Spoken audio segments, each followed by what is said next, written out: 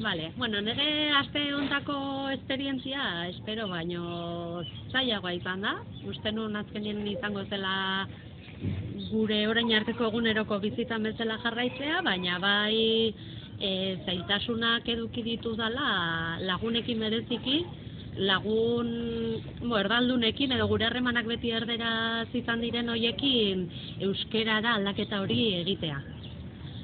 Bai euskaldunak direnekin, askotan jotzen dugu batean edo bestean hitz egitera, eta bai saiatu naizela gure elkarrizketak euskera hutsean izaten, baina bueno, pixkat kostatu intzait.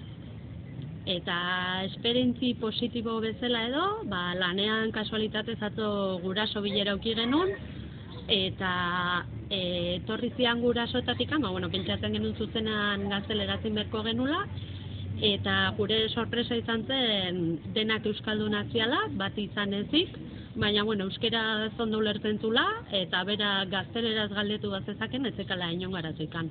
Orduan, ia emozioaz negarrez bukatu genuen, lankideak eta bilok, ez da hola izaten, eta poztiak, eskertzen dugu egia euskaldun bat eukitziaz.